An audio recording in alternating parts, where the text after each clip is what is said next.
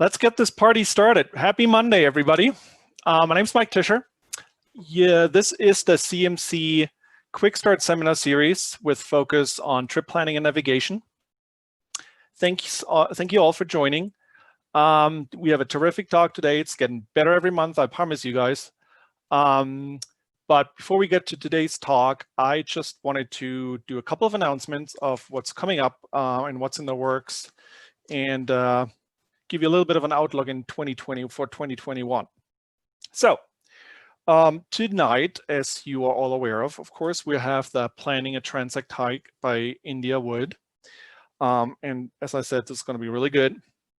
But upcoming next month is another really good one. And we have two folks come in from the National Geographic office in Englewood, Colorado, Ryan Hawk and Rachel Carpenter, the sales manager for the Rockies region and one of the senior cartographers. And they tell us everything you need to know about National Geographic mapping of Trails Illustrated, all the ins and outs, some pro tips, what's available for free. And if I can manage, I can't promise anything, but if I can manage, I'm trying to get maybe a little coupon or something. So if you're into the market of buying one of those maps, and I'm not embarrassed to say that I have like 15 of those, then you might want to join, and that is next month's. And it's online now, and I put the link in the chat box so you can sign up right from your Zoom screen. That's technology for you. That said, and if you think, yeah, well, you have your iPhone or you have your GPS with you, just a reminder that paper maps are still one of the 10 essentials for a good reason. And I'm not talking about those little letter size printouts of the hike you're actually doing. I'm talking about a full-scale map that goes beyond what you're actually trying to hike during that day, just to be on the safe side in case you get lost, like the hiker over there in Sion who was lost for 2 weeks and just got found. Interesting to see what that story turns out to be. So that's next month. And then in December, we're going to have Alan Abt come in and tell us all about backcountry skiing and snowshoeing and how to plan for that and how to navigate that once you're in the field so you don't end up in an avalanche or you don't end up somewhere where you don't want to be with your snowshoes, because it's obviously hard to see the trail in the wintertime when there's lots of snow on the ground. So that's going to be interesting too. Alan just released his second book. The first one was about snowshoeing, I think, and this one is now about backcountry skiing or touring the backcountry. And the CMC Press has just released that, I think, either this week or last week. I just got an announcement and I just got an email about this.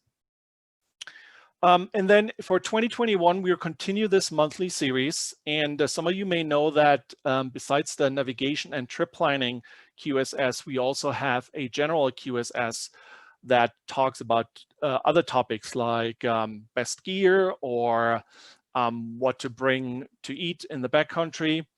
All the other things, first aid, for instance, that are related to hiking outdoors. And so for 2021, we're combining those two, and we're going to alternate them. So one month it will be navigation and trip planning. The other month it will be a different topic that has to do with outdoor hiking or backpacking. So stay tuned for the schedule for that. I'm hoping that by next month, we will have something for you that shows you what we're planning to do. There will be a couple of classics probably that we've done this year that had a lot of feedback and that were popular that will probably rerun next year. And then we'll also have some new stuff. So yeah, stay tuned for that. With that, I don't want to waste any more time, and I want to hand it over to India Wood in a second, but just a quick introduction. So India Wood is a writer and an avid hiker, and I let her tell you all about herself in whatever detail she feels comfortable with, but just know that when everybody else was trying to social distance this summer, she actually decided to hike 700 miles across Colorado along a transect. And that's what this talk is about. And I'm really excited to introduce her to you because This just fits nicely into what we did last month. Last month we have Carl Ford. We had Carl Ford in, who was talking about through hiking and long distance hiking along established trails, such as the Colorado Trail hike or the Appalachian Trail. Now this is a bit different. This is you draw a line on the map and then you figure out how you hike along that line, and what trails to use and do you use trails. So really quite a different approach. And I'm sure there's a different preparation associated with it. But with that, I think I'll hand it over to India, and she can share her screen and start her talk.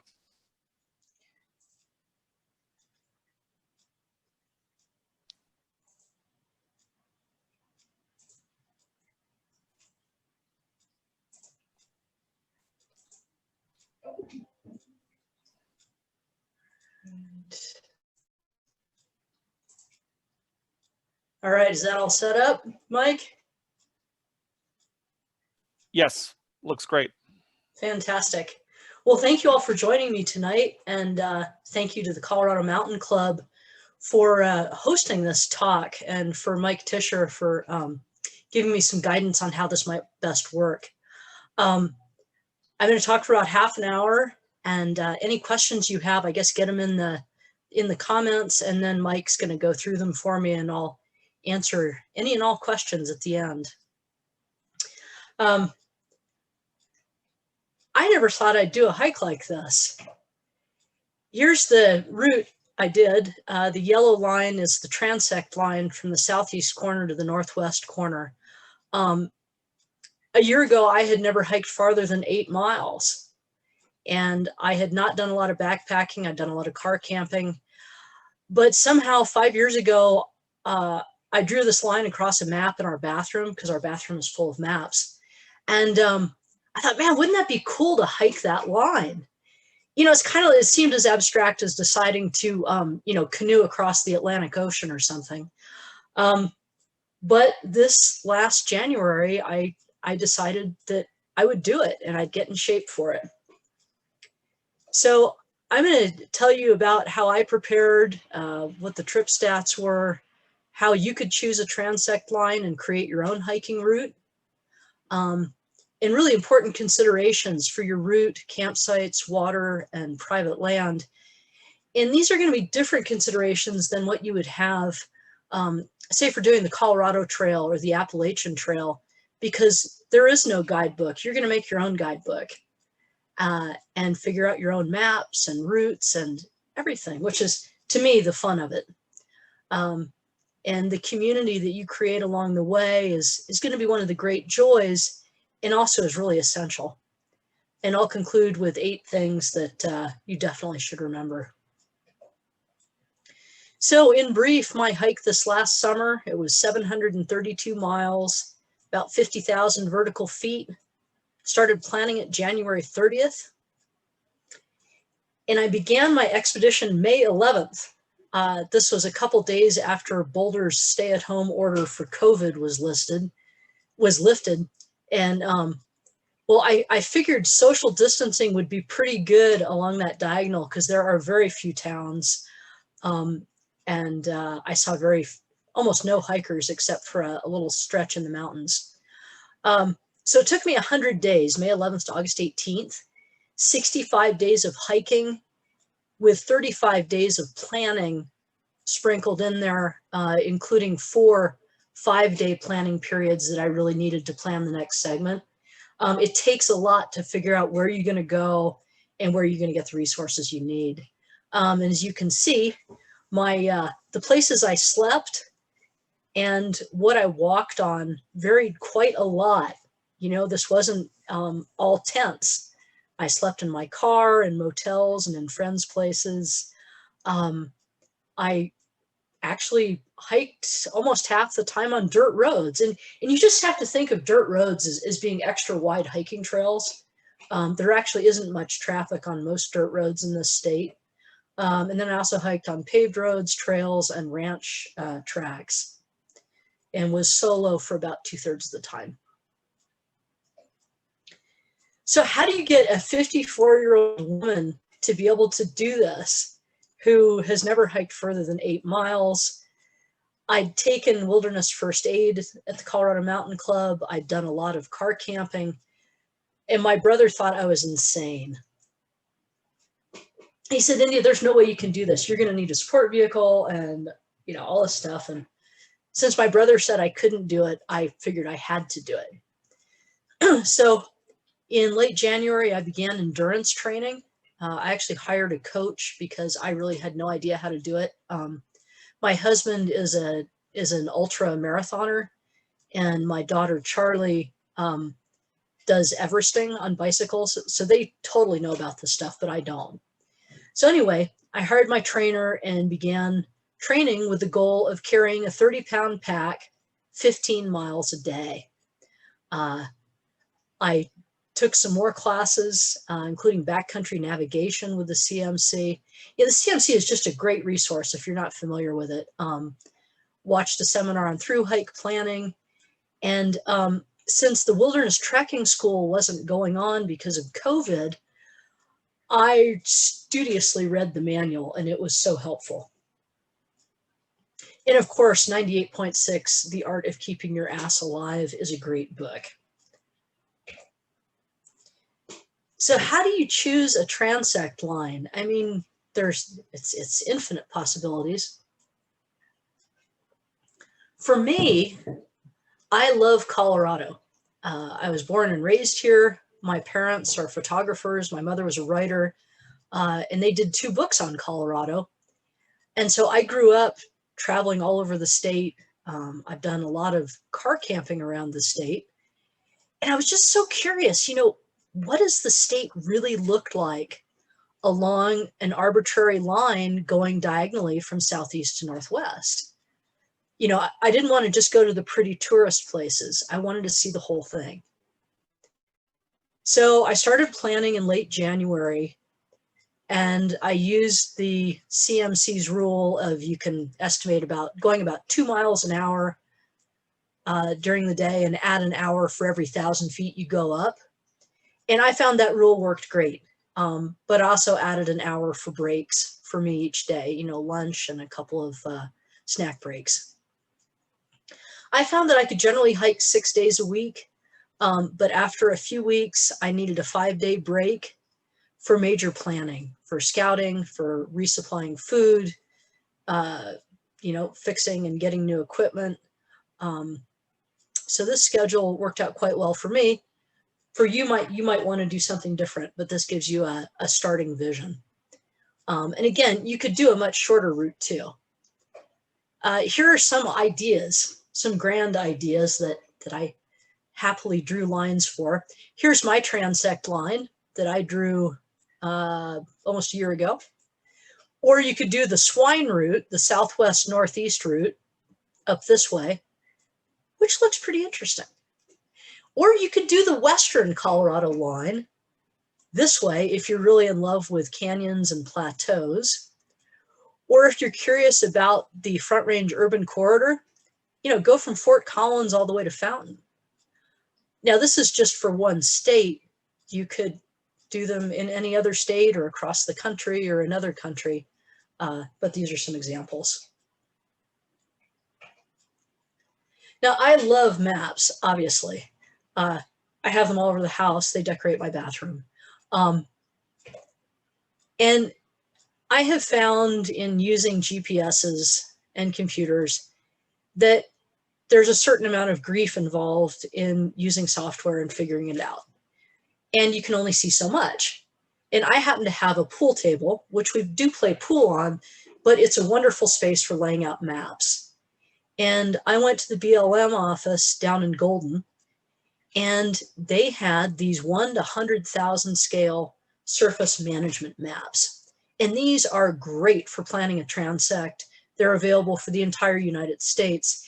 Each of these little squares is a square mile to give you an idea of the scale here. Gold and green, man, you are golden. Public land, hike, camp, whatever. Pink, do not touch. It's military.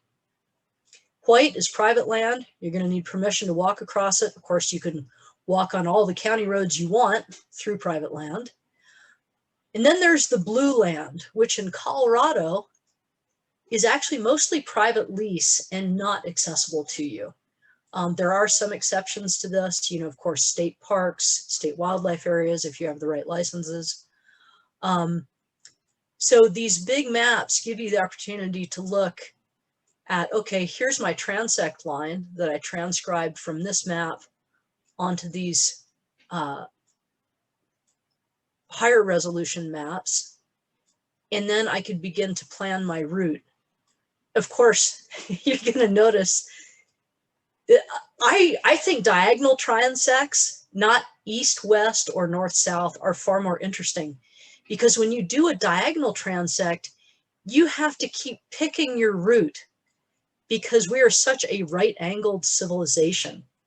I constantly had to pick which way I was going to go, and it was fun because I could pick which way I wanted to go. If I'd gone north-south, I'd have just droned away on some road for, you know, tens or hundreds of miles.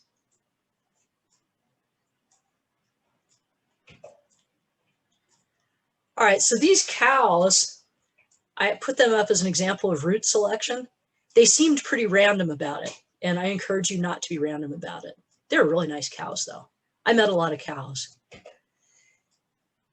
Here's an example. This is the BLM map and shows my route from the little tiny town of Nineveh to La Junta. Here's my transect line here, this red line.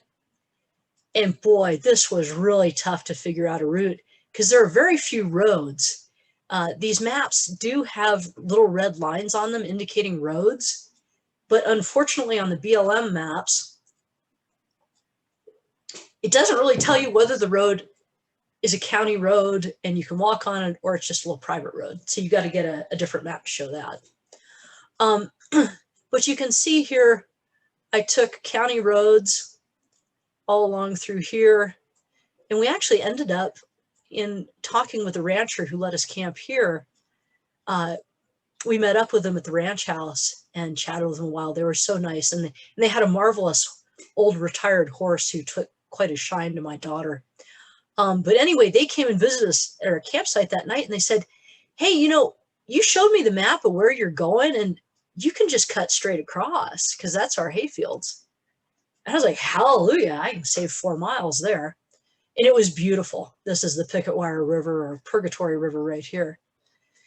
And we hiked on, and then once we got here to the Comanche National Grassland, which is in green, we just hiked on little two-track trails across the grassland, which was beautiful. So there's lots of places to put your pathway. This is highway, I think it's 109, that is paved and pretty busy with trucks, so we pretty much stayed off of that. Dirt roads are great, trails, tracks, bushwhacks. It's all pretty good except for busy paved roads. So once you figure out your route, and you're going to try to stay as close to the transect line as you can, and plan to hike every step of whatever route you choose. You can see I erased, you know, other possible ways to do this because it ended up maybe the road didn't exist, or I couldn't find a rancher in that area who was willing to let me hike across their land. So it's quite an adventure planning it. So you really better like the region because you're going to get it really well. This is one of our campsites on a ranch down there in southeast Colorado on the Picket Wire River. And I marked campsites, which is where we also cached water. As you can see, this is a pretty dry country and very few places to get water. And also where I planned to either cache food or get my vehicle and restock food every 3 or 4 days. Again, that 98.6, you know, Keep Your Ass Alive book focuses on staying found.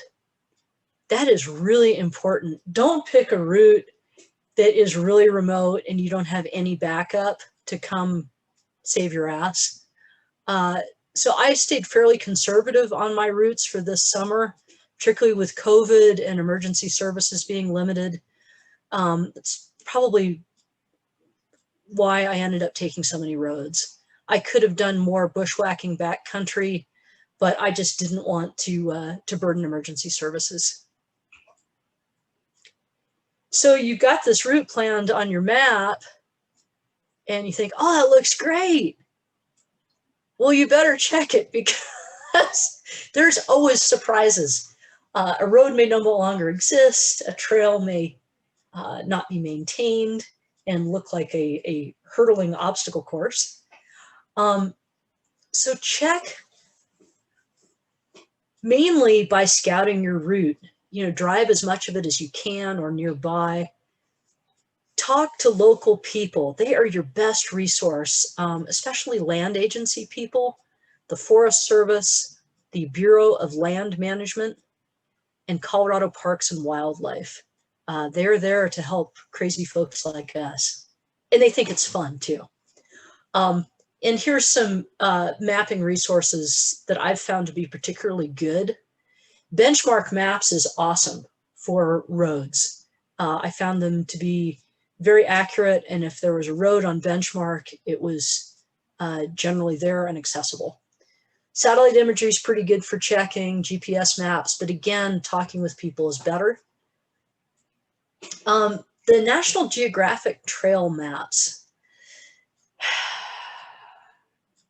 they were really helpful a lot of the time, but I found some of the trails on those maps are not maintained or no longer exist.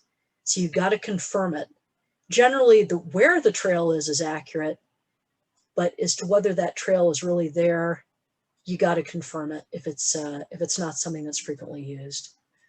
Private ranch maps like this one. This is of the Chico Basin Ranch, southeast of Colorado Springs. An amazing place. And there's not really anything published that shows you the trails on that map. And they had this huge map on the ranch wall when I went to visit them. And so he showed me, he said, oh yeah, there's a windmill here. The water's good. You can get water there. You could camp over along Chico Creek. And you can either bushwhack up the creek bed, or if you want, you can take these roads. So that was great. I didn't use the 1 to 24,000 topo maps, the classic topo maps. I didn't use those very much, but I probably should have had them as backup. I did always carry my BLM 1 to 100,000 maps for wherever I was as backup in case my GPS failed. And again, I also took the course on wilderness navigation. But I'd suggest if you're in a really remote area, have those 1 to 24,000 maps. And now we get to the GPS. At first, Gaia made me want to cry. I thought I was pretty good with computers, but oh man. Trying to figure out this software. It's pretty user-friendly, but there's some real mysteries. But anyway, here are my suggestions. Plot your route while you're on Wi-Fi and turn on these mile beads so that you can tell how far you're going, and plot your camp spots. Like I think I camped somewhere, I think right here. Do it while you're on Wi-Fi, because if you try to plot your route on a weak cell signal or none at all, it's not going to click your route onto roads and trails. It's just going to give you straight lines, and it's very frustrating. You may end up having to revise your route when you're out in the middle of nowhere, but at least you've got a starting point. Also, when you do it on Wi-Fi, you get an elevation profile. Be sure that you turn on and download your map areas. I use the Gaia Topo map layer, plus the public land layer, which shows you federal land, state land, private land. That's really, really crucial. So download your map area. You're going to select it and then download the area. I suggest you go 10 miles beyond where you think you're going to go, because sometimes you end up having to go someplace else because you find that the trail you thought was there does not exist. So anyway, plan carefully on Wi-Fi before you get into the boonies. All right, so let's talk about considerations for your route. I met this little darling. She was awesome, a porcupine out at Chico Basin Ranch. And you can see she's all set. She's got dinner in the form of buffalo gourd leaves. She had a house up in the cottonwood that I camped under. She's got her sleeping bag in terms of her prickly fur. And she had a water source just down the hill in the creek. So if only we were so lucky to be porcupines. So I wasn't a porcupine, but I had a forerunner. So this is logistics India style. I used the forerunner to scout my route and get groceries. I'd store extra dry food, non-perishables, in 2 coolers. Actually had a better one than this for most of the route. And put extra supplies in the crate. Be sure you bring plenty of toilet paper. And bring lots of, those 1-gallon supermarket jugs that are filled and sealed. Those are great for caching. And plus an extra 5 or 10-gallon water tank. In the way I did it, of course, there's probably lots of different ways to manage a transect hike. But I found on Mondays, I would catch up to my forerunner that I had parked, go get groceries, make any final route decisions, pack everything into my backpack, and then stage the forerunner that evening 3 or 4 days ahead, or even 6 days ahead, if I could find a place to cache food halfway along, 3 or 4 days ahead of me, and then I'd get to the forerunner at 6 days. And I just had so many wonderful people help give me rides. Put that forerunner 6 days ahead, then somebody would give me a ride back to my previous endpoint, and I'd start hiking on Tuesday and finish hiking on Sunday. Actually, I've got to give a shout out to one person on this call, and that is Jim Ague. He helped me out from his place in Manitou so many times and was just tremendous. Good friends are good to have. The other thing that is great to remember is always put things in the same place. Here in my forerunner, man, I could find the toilet paper blindfolded. It is always here on the right at the back next to the jumper cables. It's that crucial. I have my garbage bag over here. This is an old green sheet that I would use to cover my coolers and anything that remotely resembled food, because bears are smart. They know what coolers look like. And so I would just throw that over everything. Oh, and this is me toasting Bessie at the end of my 730-mile hike. We got on very friendly terms. All right, so route considerations. The thing you must remember is vehicles will kill you. Way more likely to kill you than bears, rattlesnakes, or hypothermia. You have to be so careful when you're doing this kind of transect route where you're on lots of different kinds of trails and roads. Hiking trails are awesome. Use them if you can possibly find them near your transect. 2 tracks across public land. OHV and ATV trails are great. I found that people on ATVs were so friendly and nice. People on motorcycles, they always slowed down for me. We'd wave to each other. I wouldn't do it on a weekend though. Weekdays are way better for off-highway vehicle areas. Again, dirt roads, giant hiking trails. Just look out for traffic.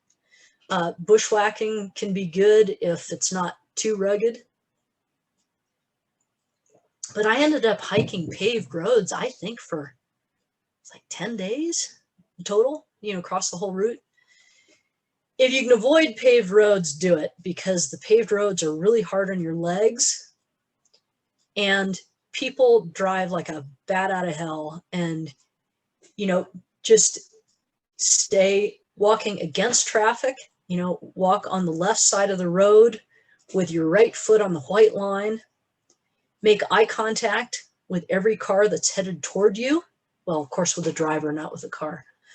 And if they don't make eye contact with you and immediately start bearing away from you, I would step into the bushes or whatever's on the side of the road. Just get out of there. Anyway, that's my lecture on vehicles. But anyway, you have lots of route options. Campsites. That's my campsite in the little town of Manzanola out on the prairie. That's an old abandoned migrant workers' house, actually.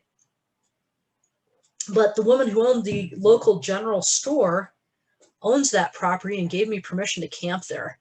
And it was great. I talked to the sheriff and asked if that area was safe. He said, oh yeah, sure. The main road was over here. So I was out of sight, which was good. I met the people who lived over here. So I felt like I had somebody I could shout to. Always ask locals if where you're thinking of camping is safe. Quick story on that. I was going through a little town in northwest Colorado, and I thought, oh, awesome, there's this campground in the middle of town. I can camp there. So I got there on a Monday evening, and it just seemed a little sketchy. And so I went ahead and cooked dinner without setting up camp. And this guy came by with his dog, and we chatted, and I said, this seems a little sketchy right here next to the main road. And I said, is the town safe? And he said, oh yeah, town's totally safe. But then he kind of paused, and this is where you really need to listen to people, to what they say. Take them at their word. He said, I think I'd feel better if you spent the night in my wife and I's backyard. We'd be honored if you set up your tent back there. And I said, oh, that'd be fantastic. And so I camped in his backyard. He and his wife were wonderful people to chat with. And he told me that evening, I didn't want to tell you they're in the middle of town, but there's a meth set up in the house opposite the park, and kind of unsavory characters show up. So anyway, good example, ask the locals. Water. On a hot day, I would go through 5 liters of water in my backpack. And out there on the first 300 miles of prairie and in 200 miles of northwest Colorado, there was very little water, particularly in this drought year. When I first started to plan this, particularly my prairie segment back in March, I saw these windmills dotted all over the map, and I thought, oh, cool, I can just get water at these windmills on the Comanche grasslands. And about 10 days before I was due to start, I thought, look, I should just check with the Comanche National Grasslands folks. Called them up, and I said, I'm planning on getting water from the windmills. And they said, no. I said, what? They said, yeah, that anybody who leases the land for cattle also is leasing the water, and they really don't like it if they see somebody using it. And furthermore, the water's pretty nasty. It's got minerals in it from the ground, and you really don't want to drink it even if you treat it. So it's like, yeah, okay. So I cached water. I would cache 2 gallons a day for myself, nearly always at where I planned to camp. I would put 2-gallon jugs in a brown bag and write on it in a Sharpie for hiker India Wood, August 12th to 13th. Please leave here as it is essential for my life. And then hide it well. Here's my friend Dennis camouflaging the bag with cow pies. I want to mention too, water is really important. And I hit a heat wave down there near La Junta where it was 97 degrees every day. And somebody did steal my water cache one day. I think it was somebody who actually watched me put it there. Fortunately, I had gotten to know the local Colorado Parks and Wildlife officer. And he said, you call me anytime you need help. So I called him and I said, can you bring me some water, or is there somewhere I could get some? Fortunately, I had a cell signal for once. I'd say 95% of the time I had no cell signal. And he said, I'll have somebody out there to help you in 10 minutes. And wildlife tech showed up, took me to go get water, took me back to my campsite. Anyway, water is essential. Make sure you've got people in the area who can come to your aid if somehow your water cache is stolen or that water source that you're expecting has dried up. And finally, if you don't end up using a water cache, go back and pick it up and carry your empty bottles, just hang them off your backpack on a piece of rope. Private land. Always get permission. One time I accidentally wandered onto private land up near Florissant, and it was totally by accident. I misread my GPS, and he came upon me and my friend in his truck, and he rolled up next to us and said, I ought to put a bullet in your ass. Of course, we were terrified and apologized profusely. So anyway, get permission on private land and be respectful. I would not go on private land unless you really have some appreciation for people who raise cattle and sheep and live off the land. First thing is going to be find out who owns it. Ask like the county assessor, you can call them up. Maybe a few counties have that info online, but you're pretty much going to have to call or go by there. Or talk with a local Colorado Parks and Wildlife officer. They're in the business of helping hunters. So they typically know the landowners who are willing to have people on their land. Well worth talking to. Then you got to contact the landowner, and you can either do that by finding their phone number and giving them a call in the evening, or stop by. When you're on your route, you're hiking, you're trying to figure out the next week's route, or the week after that even. Stop by the ranch in your vehicle. A lot of them have dogs. You don't want to be on foot approaching a house. Better to be in your vehicle. I'd stop by around 6 or 7 p.m. when they're generally in from chores. Don't ever have a fire, no matter what anybody says. Leave no trace. Leave gates as you found them. I actually photographed how the landowner had put the chain on some of the gates where it was done in kind of an unusual way. I'd just snap a picture with my smartphone and then duplicate it once I was through the gate. Don't climb fences. You got a barbed wire fence here. Don't be tempted to use it for a ladder. And don't climb over gates because you're going to stress the hinges. If you have to climb over a gate, do it right next to the hinge. But on a barbed wire fence, either pull, gently part the wires so you can get through the middle, or go underneath. And of course, walk quietly around cattle and sheep. You can say hi to them. They're often pretty curious and kind of fun to interact with. Text the owner when you enter and when you leave, and always send them some sort of thank you. They really appreciate that.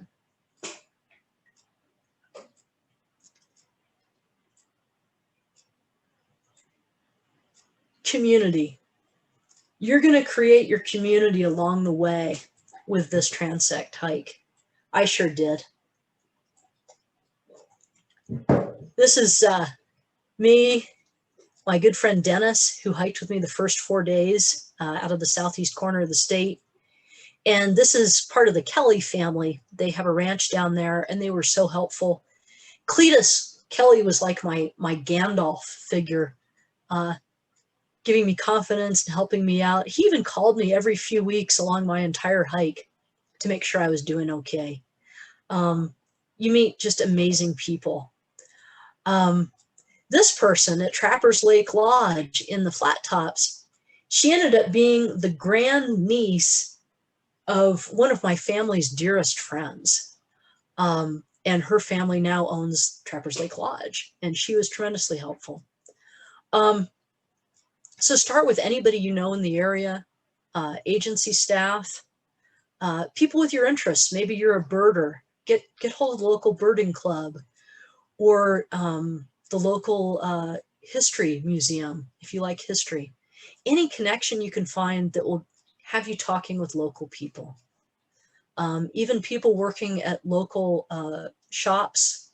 You know, sometimes when I couldn't get a friend to give me a ride, I found that auto repair shops, since they're licensed and insured to carry people, you know, because they tow cars, they helped me a couple times. And of course, Facebook. I found Facebook to be tremendously helpful for connecting with people. Safety and friendship is so important, and you need humans. That brings me to communications. You need people, and you got to communicate with them. If you don't communicate with them, there's not much point. Your basic tool for that is your cell phone. I think a satellite beacon is utterly essential if you're going to be doing a hike like this where you're making your own route. I used a Garmin Mini. It's got satellite texting and an emergency button. Be sure you get a backup charging battery so that you've got enough juice to get you through 4 or 5 days, maybe even 6, with your electronics. And you need a base manager human.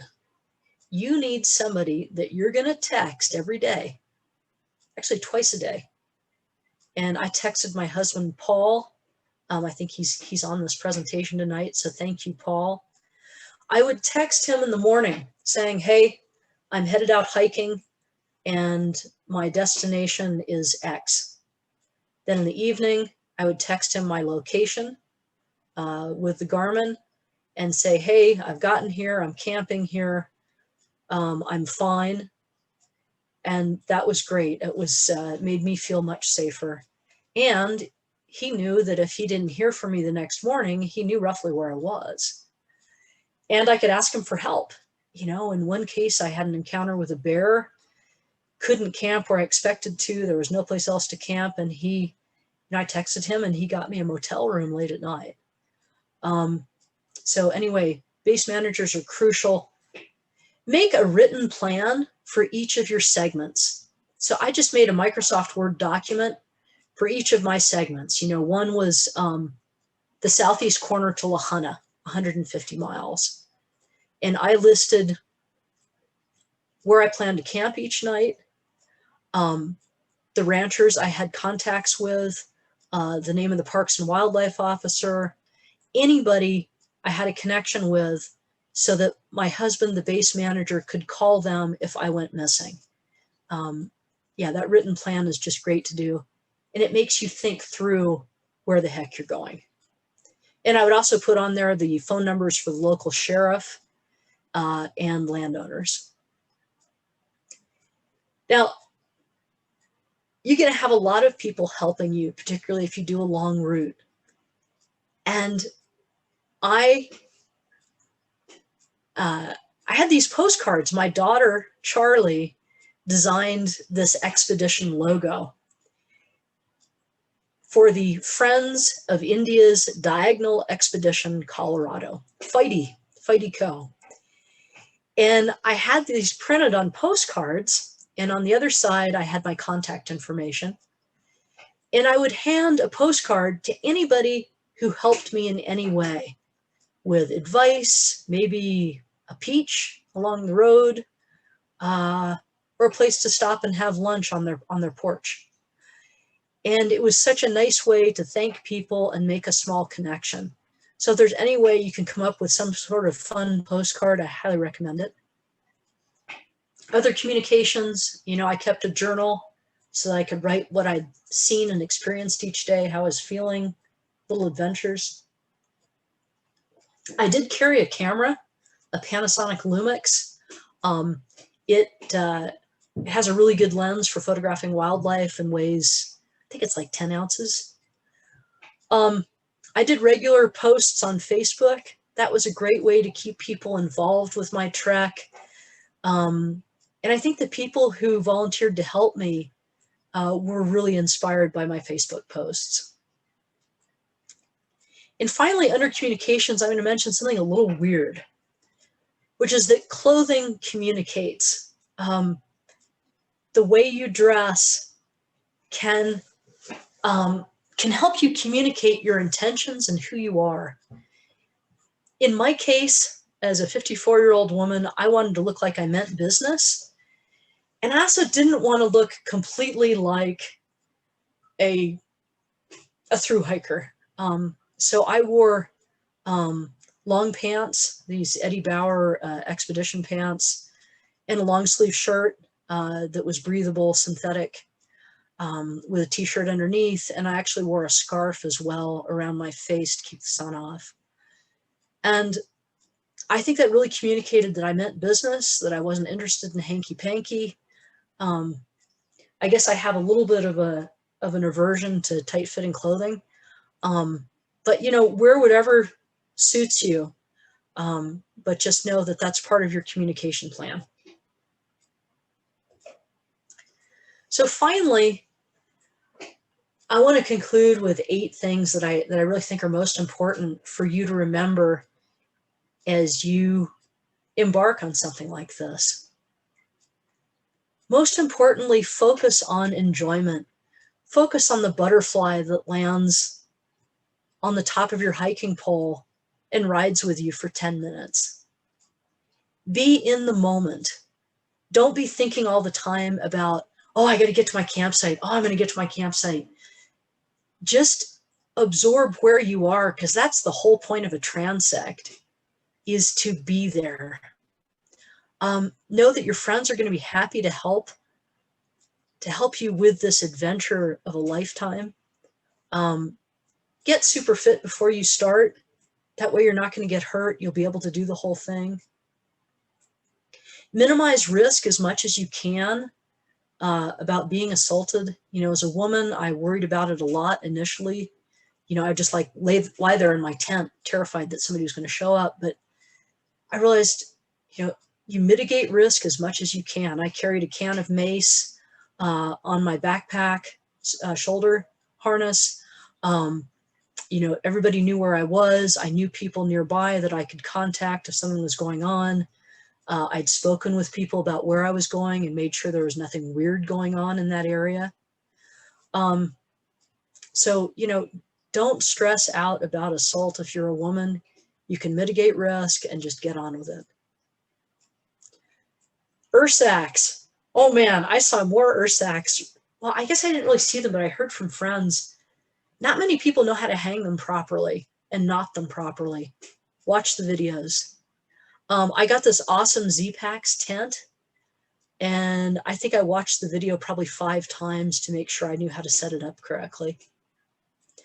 Monkey butt. Oh no. Oh man, I got that once, and I became a huge fan of Aquaphor.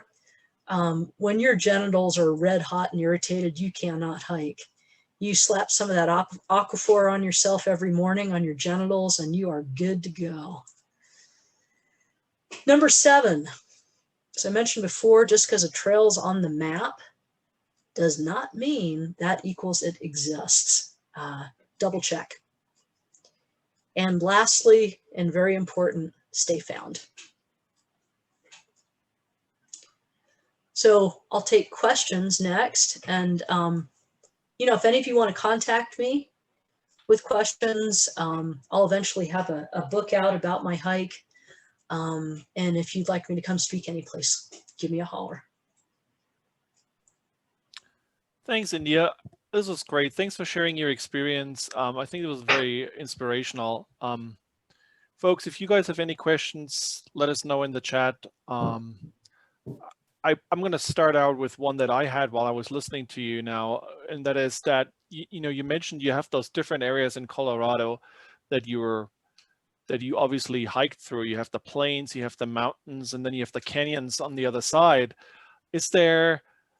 How do those compare in terms of how you have to prepare? And is there anything you can share? And what worked in one area but didn't work in the other one, and you had to change things?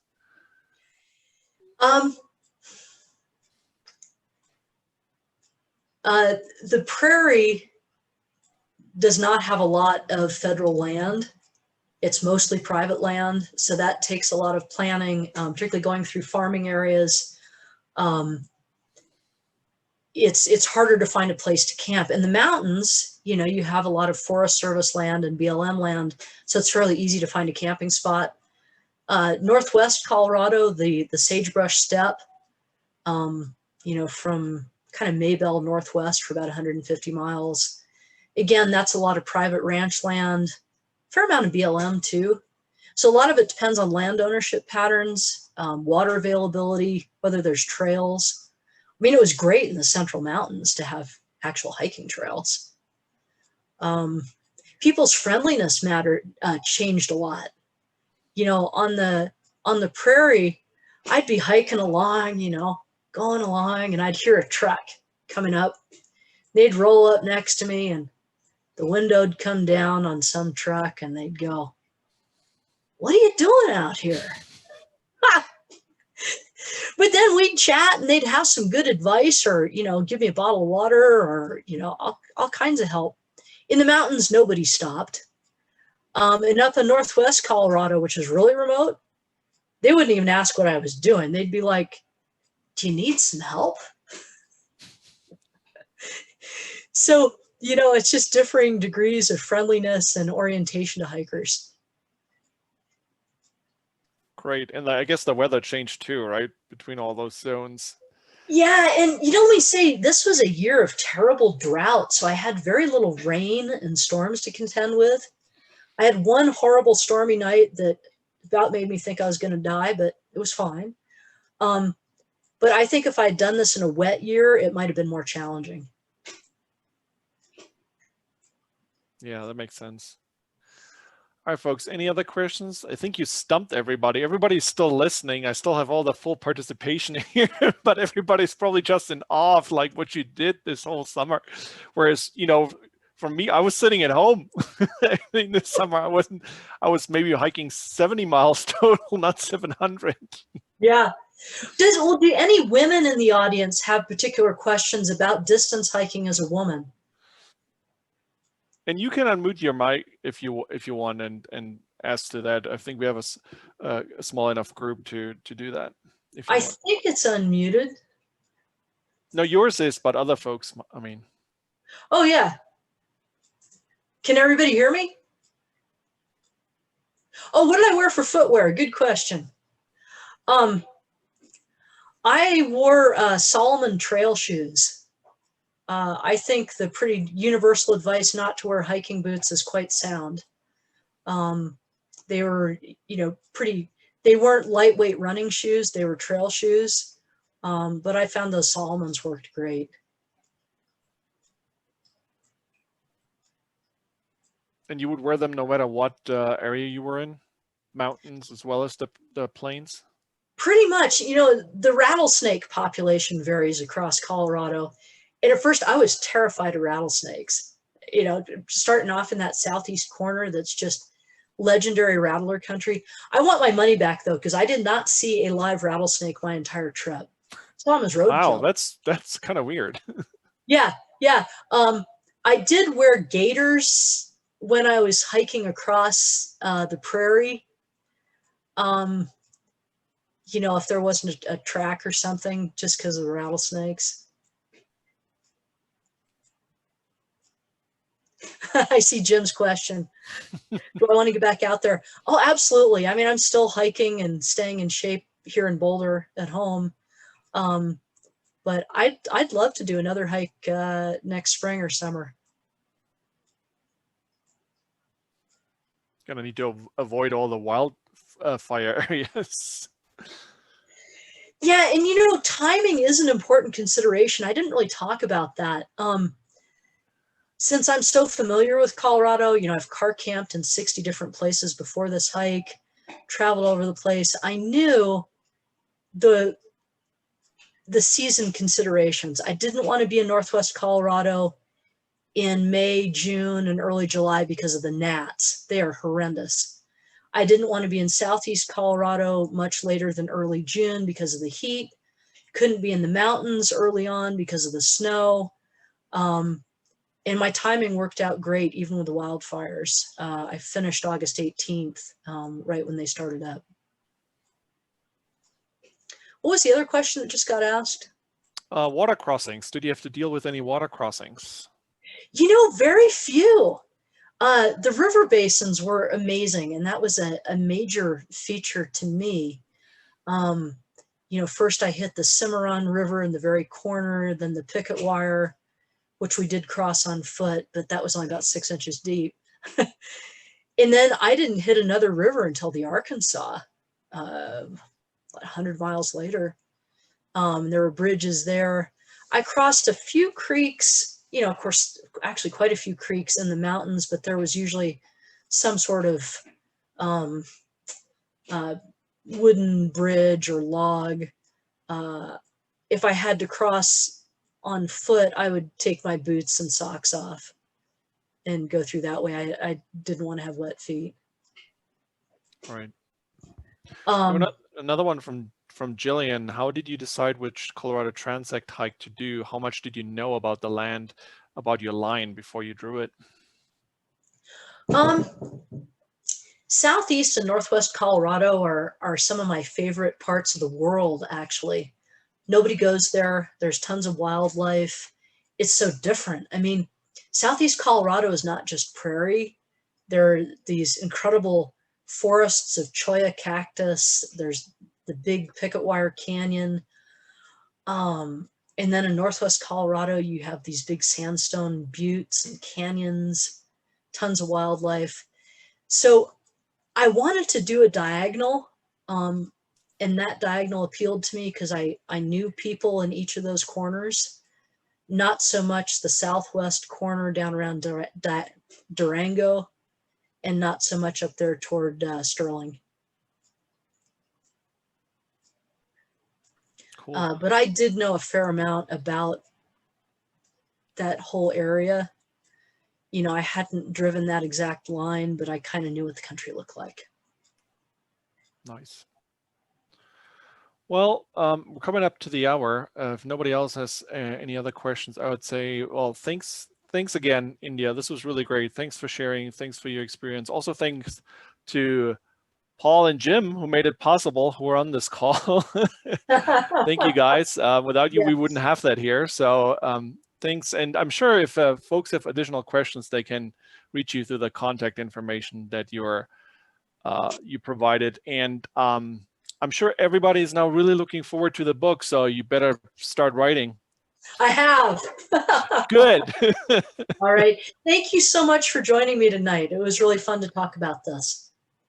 Awesome. Well, thanks, everybody, and have a good night, and see you next time. Thank you so much.